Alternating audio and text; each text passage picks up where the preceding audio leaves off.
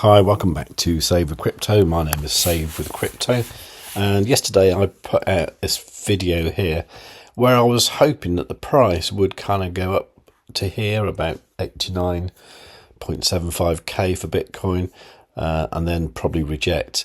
I was looking here on the 4-hour time frame, looking for this green 55 EMA and this yellow 21 EMA to cross over, and that was what was going to give it the fuel to go up there, then probably come back, but I did say this as well. Now the other thing that might happen is what seems to happen too often these days is that these EMAs don't cross, and if they don't cross, then the price usually comes down quite steeply. If that happens, I guess we're looking at levels kind of down here at like 86. And indeed, that is what did happen. You see, we were getting this green shading in between the yellow and the green EMAs, meaning they were likely to cross, but then it stopped appearing and they didn't cross, and consequently the price came down to about 86.5k. Since then we're heading back up for now, but it is the weekend, it is Saturday, so I'm not expecting amazing things. That said, there's been quite a lot of volatility over the last few weekends, so maybe we will get something a bit more exciting. Now, of course, as ever, it's worth looking at what the CME closed at on Friday night, which was 87.825, so a little bit higher than where we are right now. But for now, it doesn't really look like that's going to happen there, so we'll get rid of that.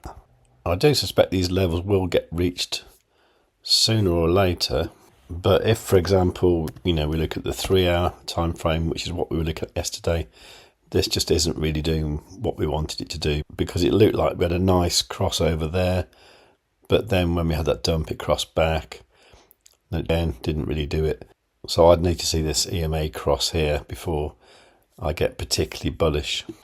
And you can see dropping down to the 1 minute time frame, we do actually have this retracement here at 86.946, which looks quite likely that we could sweep down to there before bouncing back up.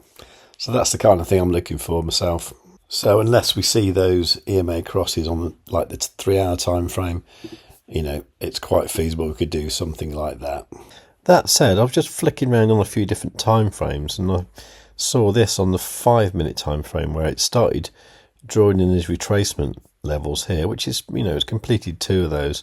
And it just makes me wonder if we might go up from here and then try and go up to here at like 88.3, or even this one here at 88.6.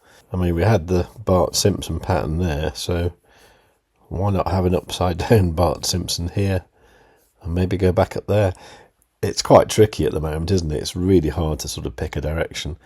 I think, bearing in mind those 4-hour EMAs didn't cross yesterday, I'd probably say a little bit more down and then up. So that's what I think anyway.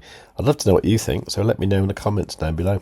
Anyway, meanwhile, as yesterday was Friday, I was quite curious to see what rewards I got from X Exchange now that I don't have that deprecated farm anymore.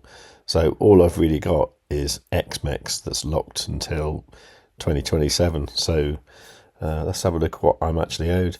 Looks like I'm owed $2.84. Okay, but what is it? It's okay.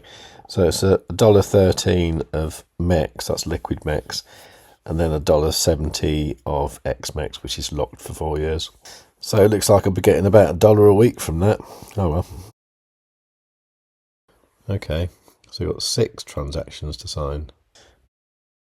Okay. So not really much I can do there, really. I suppose I could swap that MEX into ZPAY for what it's worth. The one good thing about this chain is the transactions are super cheap, so it's alright to do that kind of thing. You literally just pay fractions of a penny. Okay, well I've still got over 500,000 ZPAY there, so let's see what happens with that. Hopefully we'll get some news in January, maybe about the app or something. I will, of course, keep you posted about that.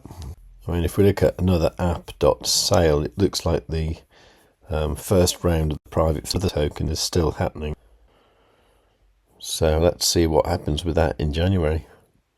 Because we will be able to swap ZPAY for other on a 1-to-1 ratio.